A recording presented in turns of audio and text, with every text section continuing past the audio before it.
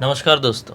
आज के इस एपिसोड में एक ऐसी घटना की कहानी लेकर आ गए हैं जिस घटना की वजह से एक हंसता खेलता परिवार ऐसे बिखर गया, ऐसे उजड़ गया कि आप सुनकर हैरान रह जाएंगे कि किसके साथ कब क्या हो जाए। भगवान भरोसे दुनिया तो भाई, दो साधारण से लड़के एक दिन रैंडमली डिसाइड करते हैं कि हम लोग अपने मामा के घर पर जाते हैं पढ़ाई करने के लिए। और बस उनका ये फैसला लेना हुआ और वहाँ पर सब कुछ चेंज होने की तैयारी हो गई डेस्टिनी में। आइए जिया की ज़ुबानी उसी खतरनाक भूतिया घटना की कहानी को डिटेल में जानते समझते हैं। ये जो घटना घटी है प्रतीक्षा और कविता नाम की लड़कियों के साथ घटी है, जो कि कज़न है। जो ये लोग रहते थे ना, उड़ीसा के संबलपुर में रहा करते थे। दोनों मासी की लड़कियां हैं, एक दूसरे की मम्मी उनकी मासी लगती हैं। आराम से उनकी ज़िंदगी वहाँ पे कट रही थी क्लास 10 तक। जैसे ही इनका क्लास 10th होता है, उसके बाद ये लोग डिस्कस करने लगते हैं पूरी फैमिली में कि आगे क्या पढ़ाई करनी चाहिए। और ऑब्वियस सी बात है, हर जगह हर फैमिली में डिस्कशन तो होता ही है कि बच्चा 10th पास कर लिया है, लड़का या लड़की, तो इसके आगे इसको क्या करना चाहिए। सब इनके फैमिली में भी, इनके खानदान में भी डिस्कशन कर रहे हैं, समझ में नहीं आ रहा है किसी को। एक दिन ये लोग मामा के यहाँ फ़ोन करते हैं कि हमको पढ़ाई करना है, लेकिन आगे क्या करें कुछ समझ में नहीं आ रहा है। तो बड़े मामा जो थे इनके, वो बोलते अरे बेटा तुम लोग टेंशन क्या ले रहे हो, अभी हमने यहाँ पे राउरकेला में नया घर लिए हैं और यहाँ पर आके तुम लोग पढ़ाई लिखाई कर सकते हो, और तुम लोग ITI करो, सही रहेगा तुम दोनों के लिए। नया घर लिए मतलब खरीदे थे कि नहीं, रेंट पे। अच्छा ऐसा। हाँ। कि नया घर अभी अभी रेंट पे लिए हैं और ये बड़ा घर लिया लगभग 3 BHK का। ठीक। तो तुम दोनों आओगे तो यहाँ पे आराम से रह सकती हो, तुम्हारे कज़न लोग और मामा और नाना हम ही लोग तो हैं, इतना कुछ बड़ा तो है नहीं। और वैसे भी दूसरे कौन से शहर में अकेले पढ़ने जाओगे, इससे अच्छा फैमिली के साथ रहो, पढ़ाई लिखाई भी सही से हो जाएगा ज़िंदगी में और सब कुछ सही रहेगा। तो प्रतीक्षा और कविता अपने मम्मी पापा से डिस्कस करते हैं, ऐसा मामा बोल रहे हैं, क्या करें, जाएं क्या हम लोग राउरकेला में, क्या करें समझ में नहीं आ रहा है। तो इनके घर वाले बोलते हैं कि प्रॉब्लम क्या है, अगर मामा बुला रहे हैं और बोल रहे हैं कि ITI सही है तुम दोनों के लिए, तो चले जाओ ना, चले जाओ वहीं पे पढ़ाई लिखाई करना, और जब छुट्टी पड़ेगी तो छुट्टी में हमसे मिलने आया करना, तुम्हारा ही तो घर है, वो भी मामा घर है। तो ये लोग बोलते हैं कि ठीक है। इनकी मस्त पैकिंग वैकिंग होती है और उसके बाद ये लोग अपना संबलपुर से निकल के राउरकेला पहुंच जाते हैं। अच्छा खासा बड़ा शहर है, पढ़ाई की अपॉर्चुनिटी भी ज़्यादा है और फैमिली भी साथ में है। तो इस बात की खुशी थी कि हम अकेले किसी हॉस्टल या कॉलेज में नहीं पढ़ रहे हैं। वहाँ जाते हैं और मामा लोगों को देख के, नाना को देख के, पूरी फैमिली को देख के हम खुश हो जाते हैं। बहुत खुशी खुशी की लहर दौड़ जाती है, इतने टाइम बाद पूरी फैमिली से मिल रहे हैं, सब इनसे मिलके बहुत खुश होते हैं। ये लोग अपना सामान एक कमरे में डाल देते हैं और उसके बाद बहुत मस्ती कर रहे हैं, बहुत बातचीत कर रहे हैं, आसपास ऐसे ही कुछ खाने वाने नाश्ता करने चले गए, मामा मामी के साथ सबके साथ बहुत अच्छा टाइम स्पेंड कर रहे हैं। इनका एडमिशन भी वहाँ पे करा दिया जाता है, वही राउरकेला में एडमिशन करा दिया जाता है। और ये लोग अपना पढ़ाई लिखाई करने के लिए कॉलेज वॉलेज जाया करते थे, मस्त कॉलेज वॉलेज जा रहे हैं, इनका टाइम भी सही सही चल रहा है, मस्त इनकी पढ़ाई लिखाई तो चली रही थी। लेकिन कुछ ही दिनों बाद इनके घर में कुछ अजीबोगरीब टाइप की एक्टिविटीज़ होनी चालू हो जाती है। सब लोग अपने अपने कमरे में सो रहे हैं, बड़े मामा जी सब लोग, दोनों मामा भी अपने अपने कमरे में सो रहे हैं। अचानक से रात के टाइम में, आधी रात के टाइम में मामा जी को ऐसा महसूस होता है कि कोई उनके पैर के पास आके बैठा, कोई तो बैठा है, एक दबाव सा, एक अजीब सा दबाव महसूस होता है। अगर आप बेड पे सो रहे और कोई आपके बेड पे से आके बैठेगा भी ना, तो आप गहरी नींद रहोगे, फिर पता चल जाए कोई तो दबाव महसूस हुआ है। मामा जी ऐसे आँख खोलते हैं, आँख खोलते हैं तो देखते हैं कि कुछ दिखाई नहीं दे रहा है, लेकिन एक अजीब सी, मतलब आहट थी या कुछ भी बोलो, कोई तो था ऐसा महसूस हुआ। मामा जी उस चीज़ को इग्नोर करते हैं और उसके बाद वापस से उनकी लाइफ कंटिन्यू होने लगती है। एक दिन शाम का टाइम हो रहा था और मस्त इनकी पढ़ाई लिखाई भी इनकी कंप्लीट हो गई थी और शाम के टाइम में खाना वाना भी सबका हो गया था। मामा जी, बड़े मामा जी क्या बोलते हैं कि आज ना अपन सब साथ में मिलके हॉल में बैठ के पिक्चर देखते हैं, मस्त कोई अच्छी सी फिल्म लगाते हैं और पूरे फैमिली वाले लोग बैठ के देखेंगे फिल्म, तो मज़ा आएगा। तो वो बच्चे एकदम एक्साइटेड, हाँ हाँ मज़ा आएगा, कौन सी फिल्म देखेंगे। बहुत डिस्कशन होती है काफ़ी टाइम तक। उसके बाद बोलते हैं थोड़ा पॉपकॉर्न भी बना लेते हैं, तो मामियाँ थोड़ा पॉपकॉर्न भी बना लेती हैं और खाना पीना तो हो ही गया है। मस्त गद्दे बिछाए जाते हैं हॉल में और बड़ी सी टीवी है इनकी, बहुत अच्छी खासी बड़ी टीवी है। टीवी में लगाई जाती है एक अच्छी सी फिल्म और सब लोग मस्त लेट के फिल्म देखना चालू करते हैं, पॉपकॉर्न खा रहे हैं, फिल्म देख रहे हैं, बहुत मज़ा आ रहा है, ये लोग एंजॉय कर ही रहे होते हैं। तभी अचानक से ऐसा महसूस होता है कि जो हॉल के पास वाला जो बाथरूम है ना, वहाँ से कुछ खटर पटर सी आवाज़ सुनाई दे रही है। ये लोग देखते हैं एक दूसरे की तरफ, सबके सब तो यहीं पड़े हुए हैं, कोई उठ के भी नहीं गया है, तो बाथरूम में खटर पटर कौन कर रहा है। जब ऐसी खटर पटर की आवाज़ आ रही है और सब नोटिस कर रहे हैं, तो अचानक से बच्चे बोलते हैं कि कैसी आवाज़ है, क्या आवाज़ है ये।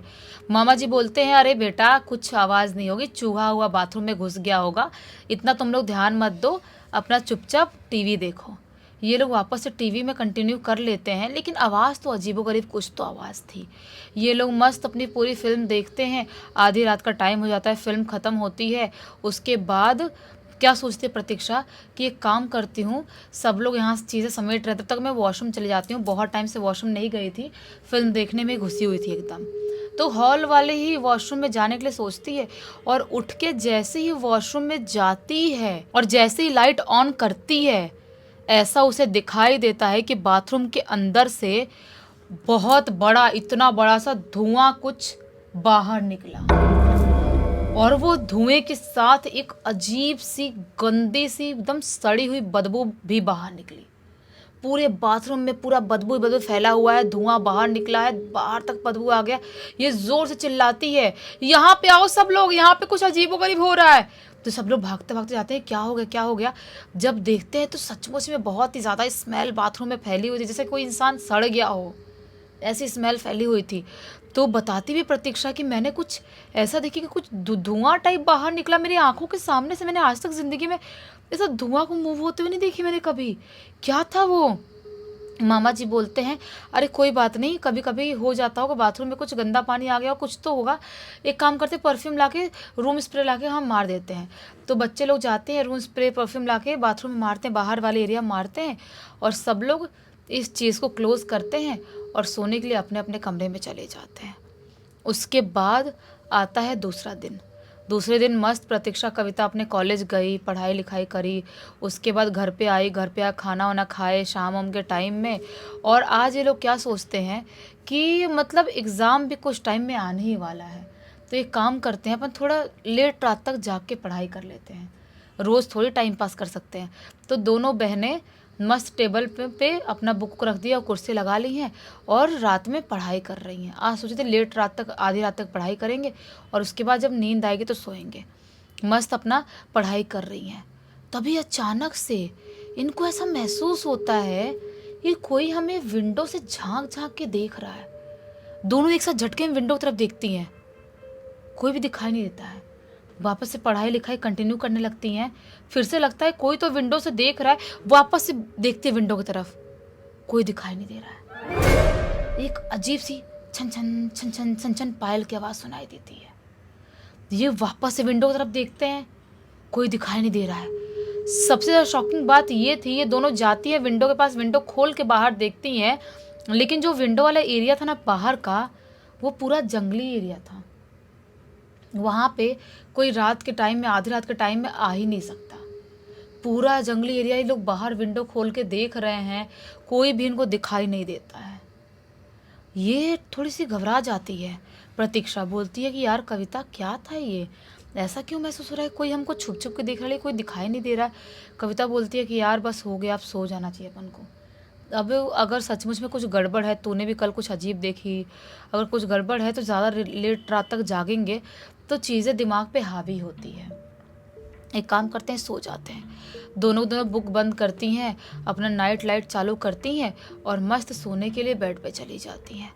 सोए हुए 10 से 15 मिनट हुआ ही होगा, अचानक से ऐसा महसूस होता है प्रतीक्षा को कि कोई तो हमारे बेड पे चढ़ा है। एक अजीब सा दबाव महसूस हुआ है और जैसे ही उसको दबाव महसूस हुआ है, वो पता नहीं क्यों हिम्मत नहीं कर पा रही आँख खोलने की, लेकिन बहुत हिम्मत करके कैसे वो आँख अचानक से खोलती है और जैसे ही आँख खोलती है, उसके मुंह के यहाँ पर सामने एक अजीब सी डरावनी सी औरत दिखाई देती है और जैसे वो दिखाई देती है, जैसे जोर से चीखती है, कविता भी उठ जाती है।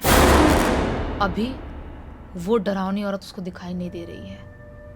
कविता पूछती क्या क्या क्या हो गया, प्रतीक्षा तू चिल्ला क्यों रही है, क्या हो गया, क्या हो गया भाई। तो प्रतीक्षा बोलती है यार यार कोई औरत मेरे मुंह के सामने थी, अजीब सी डरावनी सी खौफनाक सी वो थी और अपने बेड पे चढ़ी थी। कविता बोलती है कि यार मुझे तो कोई दिखाई नहीं दिया। प्रतीक्षा बोलती है मुझे तो दिखाई दिया था ना यार, कुछ अजीबोगरीब था, कुछ तो एक्टिविटी हो रही है यहाँ पे, मुझे कुछ समझ में नहीं आ रहा है।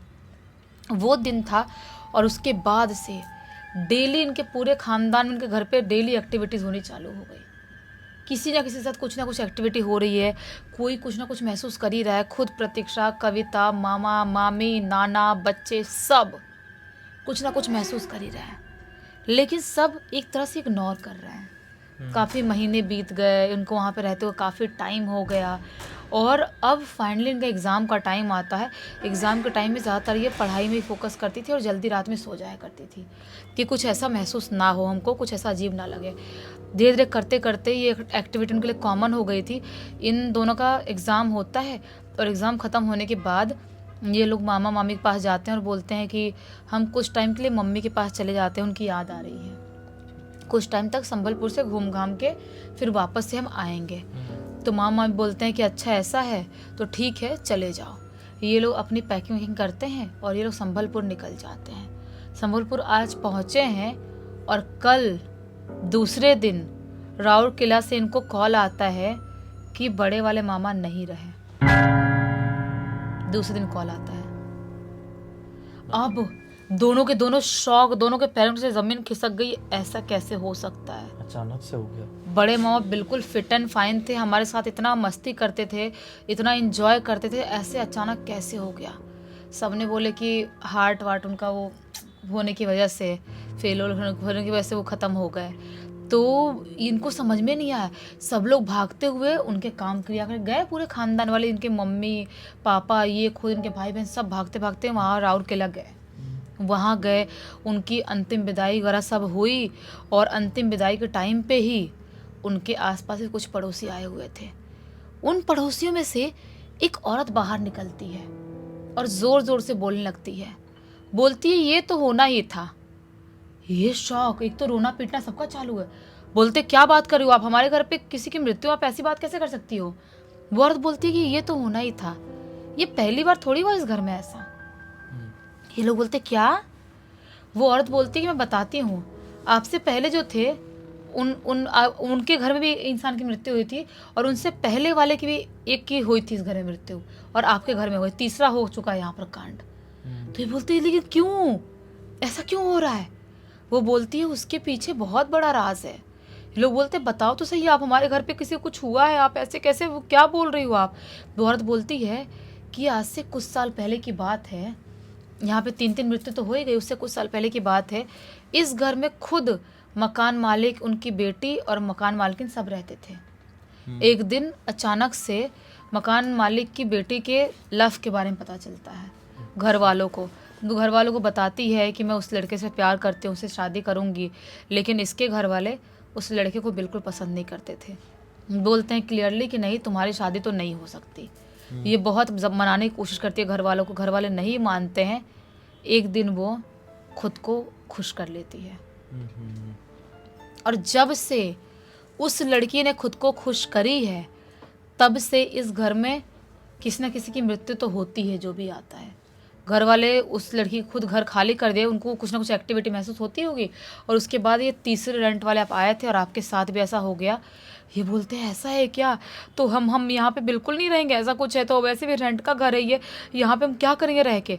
इससे पहले लाइफ में कभी ये लोग रेंट के घर पे नहीं रहे थे, क्योंकि जो प्रतीक्षा, उसके नानू जो है ना, नानू का गवर्नमेंट जॉब था, जैसे गवर्नमेंट क्वार्टर मिलता था रहने के लिए। तो पूरी फैमिली के लोग गवर्नमेंट क्वार्टर में ही रहा करते थे, कभी ज़रूरत नहीं पड़ी रेंट पे लेने की या ख़रीदने की।